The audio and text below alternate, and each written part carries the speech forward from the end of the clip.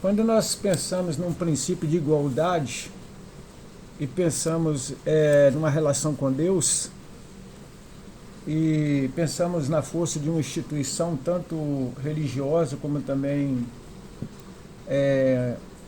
do Estado, uma instituição laica, e quando nós pensamos que esse termo nos traz a ideia de equidade, de um princípio de justiça, em que deve-se proporcionar igualdade de oportunidade, de distribuição de recursos, de benefícios à minoria, aos menos favorecidos, nós vamos então considerar que deve ser entendido de maneira muito pontual que direito, oportunidade, isso envolve a eliminação de preconceito e de discriminações.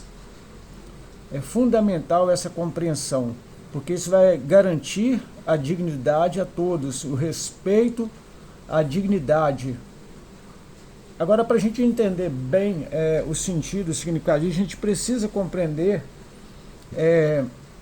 qual deve ser o nível de discernimento que temos diante de uma definição. Vamos pensar na ética, no ponto de vista ético, quando podemos ver que o respeito e um princípio de justiça deve permear a nossa trajetória, a nossa história, que de uma maneira moral ela pode ser considerada e ela pode ser imitada, ou talvez até universalizada dentro da visão kantiana. Ou seja, é algo assim categórico, né? Não hipotético, mas é uma visão de que dentro de uma compreensão, de uma reflexão, nós vamos ver que a oportunidade, a igualdade, o respeito à dignidade, ela casa com a visão de John Rawls, quando ele, numa obra dele, escrita A Teoria de Justiça, ele coloca que deve ser medida justa, ou seja, proporcionalidade igual, não desproporcionalidade na força ou nas condições, muito pelo contrário, um princípio de equidade e de igualdade. E dentro da esfera legal, traz para nós, diante da lei, todos os quesitos que precisam estar disponíveis para nós, todos sujeitos, porém todos com direitos. Ou seja, as mesmas leis devem possuir o mesmo poder sobre todos, tanto no âmbito de oportunidade, no âmbito da justiça social, no âmbito da igualdade, e principalmente quando vamos pensar na nossa relação com Deus na Bíblia, porque nós somos criados à imagem e semelhança de Deus. Isso fundamenta muito uma compreensão daquilo que é importante.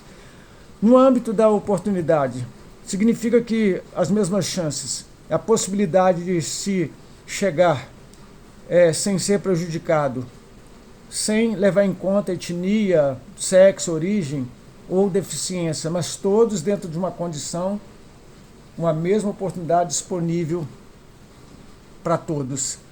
No âmbito da justiça, corrigir a desigualdade por ações justas, garantindo que todos tenham não apenas o acesso, mas um acesso com dignidade, em que a própria pessoa que faz uso dos benefícios se sinta tomada de uma realização que eu estou usufruindo de um benefício,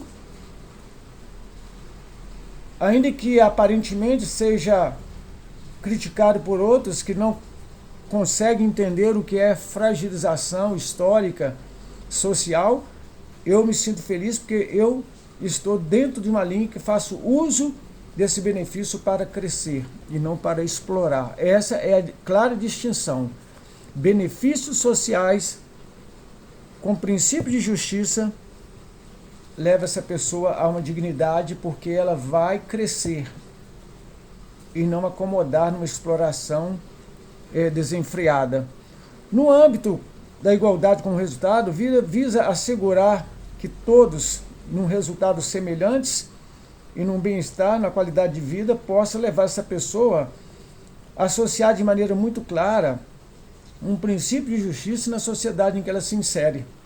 Porque se a pessoa já entrar numa vida social sem ter esse claro discernimento de que existe ali um princípio de justiça, ela já vai entrar com um pé na frente e outro atrás e pensando, então, eu tenho que tirar proveito, eu tenho que ser mais esperto, astuto, eu tenho que tirar vantagem em todas as condições que me forem disponíveis. Não, não é isso. Os benefícios, eles são para você crescer e alcançar uma autonomia, em que a dignidade, ela também desenvolve em proporcionalidade. Ela te leva a uma certa altura. Agora, quando pensamos na Bíblia, a Bíblia fala que Deus criou o homem à sua imagem e semelhança, e essa imagem e semelhança, ela está assentada dentro do nível da inteligência. A inteligência plena de Deus nós temos parcial, a liberdade plena de Deus nós temos parcial, e a vontade de Deus plena, boa, agradável e perfeita, nós temos ela também parcial. Mas Deus nos criou essa clara distinção de uma criatura em que pensa o seu destino, tem consciência da sua finitude, e que pode pensar a própria morte, a própria vida. Significa que quando pensamos num princípio de igualdade, devemos pensar num princípio de reflexão, em que nós nos relacionamos com Deus dentro de uma racionalidade, uma moralidade, uma capacidade de um relacionamento criativo e que expande a nossa vida. Quando eu lembro Jesus dizendo que o reino de Deus é chegado a nós e em nós, eu posso pensar o que é compreender essa imagem de Deus que nos criou. Isso é muito importante. Todos os seres humanos, independentemente de etnia, sexo ou qualquer outro tipo de característica, status social, possuem a imagem divina. Isso confere um valor intrínseco, porque todos compartilham de uma dignidade conferida pelo próprio Criador, por Deus. Homem e mulher, Deus os criou, tanto macho como fêmea. Existe dimensão social na construção? Sim, mas dentro da questão da própria propagação da espécie não há uma identidade confusa, muito pelo contrário. Não há distinção de valor ou dignidade. Ambos, todos nós somos, dentro do propósito de Deus, temos a mesma importância, tanto homem como mulher.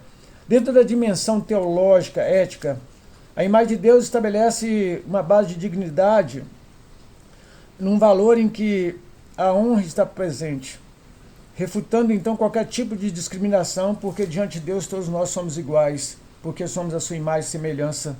Essa compreensão molda a nossa compreensão dentro de uma objetividade, numa subjetividade e numa intersubjetividade. Nós conseguimos refletir tanto o externo e o interno, como essa relação externo e interno com aquilo que nós conseguimos perceber, e também nos molda para um tratamento com o outro, porque a medida que vamos estar medindo é a mesma, para que nós sejamos apenas juízes, o que nós não podemos ser.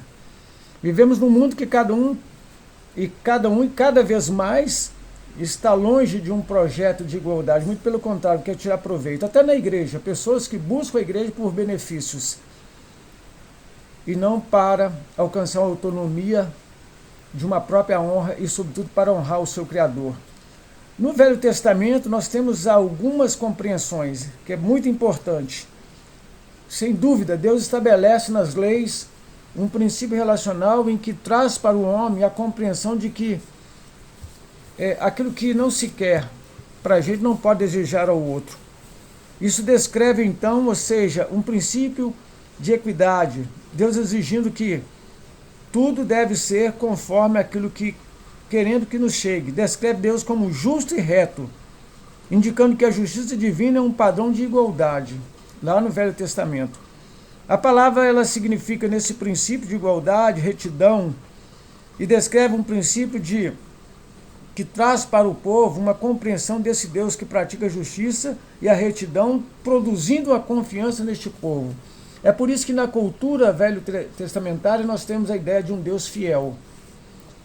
Um Deus que protege as viúvas, os mais fracos, um Deus que prima pelos estrangeiros, porque o povo dele foi estrangeiro numa terra estranha. Igualdade no Novo Testamento traz uma igualdade num conceito econômico, que todos podiam participar, nada era considerado propriamente da pessoa, porque havia uma participação, havia uma importância no compartilhar. Havia também igualdade na humildade, porque a palavra significa nós podemos nos ver num valor semelhante ao outro e não nos considerar acima, muito pelo contrário. Com moderação, temos um conceito apropriado que nos leva a uma posição de confiança em Deus, em que nós não precisamos crescer e oprimir o outro. Na retidão, a palavra significa justiça. Em termos usados para descrever a justiça de Deus, é a justiça que ele exige que o seu povo tenha. Jesus ensina isso através de princípio de igualdade e retidão na relação com o próprio Deus. Ou seja, Deus nos vê de forma igualitária. Igualdade no tratamento, ou seja, significa não fazer acepção de pessoas. Parcialidade, indiferença com base em status, em aparência e em poder econômico. Tudo isso nos deve levar à reflexão. No princípio da igualdade, nós temos valores inerentes à nossa personalidade. Deus nos conferiu a cada um de nós o direito de sermos respeitados, honrados. A salvação em Cristo, conforme ele está lá em Gálatas, nos traz uma clara distinção que todos diante de Deus, judeu, grego, escravo ou livres, têm a mesma posição. É muito interessante quando nós pensamos no significado do Evangelho de Jesus Cristo, que ele é inclusivo, acessível, independentemente de todos os juízos que se façam socialmente diante daqueles que atropelam aquilo que a sociedade normaliza e que foge à normalidade. Deus sabe tratar com tudo, eu não, nós não sabemos. O sacerdócio de todos os crentes foi conferido, cada um, dentro desse princípio de igualdade, equidade e justiça, é um sacerdócio real, uma nação santa, com uma responsabilidade idêntica e com privilégio também de se aproximar de Deus e exercer o ministério para a glória de Deus, honrando o nome do Senhor, para que vejam em vós as boas obras e glorifiquem ao Pai que está nos céus. É um privilégio. E nesse princípio do sacerdócio nós vemos aí a defesa dos oprimidos e luta contra a injustiça, conforme lá no Evangelho de Lucas, capítulo 4, 18 e 19.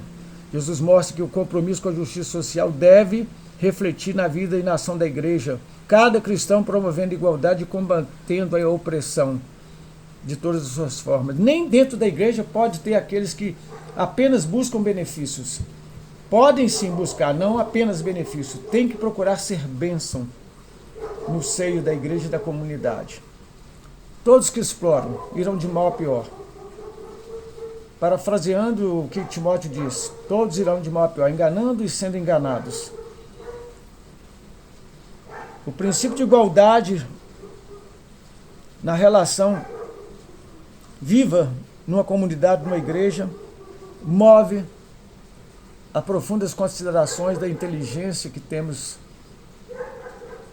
herdada de Deus, da liberdade que temos herdada de Deus e da própria vontade que temos livre de escolha. Quando essa pessoa ela não tem igualdade, não tem liberdade, ela não tem retidão, não tem qualquer princípio ético, ela na verdade ela é sujeita às suas próprias inclinações e paixões, ela não consegue refletir ações saudáveis e se construir de maneira significante. A carta de Tiago é conhecida por uma abordagem prática à vida cristã, trazendo temas de fé de maneira correta e nos levando a pensar como pessoas que creem. Em Tiago 2, de 1 a 9, encontramos uma forte exortação contra a parcialidade e a discriminação, principalmente com respeito a ricos, que são colocados à frente. A fé cristã verdadeira não coexiste com discriminação ou favoritismo, muito pelo contrário, ela julga segundo um padrão de Deus e da palavra, não por uma aparência externa ou por um status social. Isso é exemplificado com um cenário prático, um homem rico e um homem pobre. Quando entrava na sinagoga, a um era dado o melhor lugar na frente, o outro ficava lá atrás. E Jesus, na sua sabedoria, ele falou assim, que quando você for convidado a um lugar, chega com o princípio de humildade, sente-se lá atrás e não na frente, para ficar em evidência. Porque quando o dono da festa chegar, ele vai dizer para você, você que está aqui atrás, venha para frente. Você que está aqui na frente, por favor, vai lá para trás, porque esse lugar aqui pertence àquele. Quando você se coloca num princípio de igualdade, equidade, relação de justiça com você mesmo, você tem uma compreensão clara que você não precisa galgar, você não precisa forçar a barra para estar num lugar, porque você será levado, porque você será honrado. A bênção do Senhor enriquece e não nos traz desgosto. A fé cristã, ela coexiste e ela produz em você uma capacidade de confiar e depender de Deus. Essa fé exemplifica num cenário prático. Você é tratado com honra e não desprezado. Tiago condena a clara distinção que é feita nos convívios sociais. Julgar com pensamento perverso, contrariando aquilo que Deus vê de forma diferente. A comunidade deve ser o lugar onde todos são bem-vindos e tratados com honra igualitária e respeito, independente de condição econômica. Cada um valorizando o outro, porque Cristo nos valoriza, porque Ele nos possui. Ele que guarda a nossa vida. Somos chamados por Ele. Examinando nossas atitudes, nosso comportamento, nós podemos garantir que Ele não nos favorece ou nos discrimina, mas Ele interage com a realidade da nossa vida e age segundo a liberdade que damos a Ele. Compreender isso é importantíssimo para que se construa uma vida saudável, uma comunidade, uma igreja, refletindo valores do reino de Deus, que não há limite. É interessante que o reino de Deus ele não cresce, ele expande em princípio de justiça e igualdade no dia a dia, na vida daqueles que sabem refletir como é bom entender e viver dentro de um princípio de justiça em que o mais importante não é o status social, mas é a glória do próprio Deus que nos honra para a sua própria glória. Que Deus nos abençoe.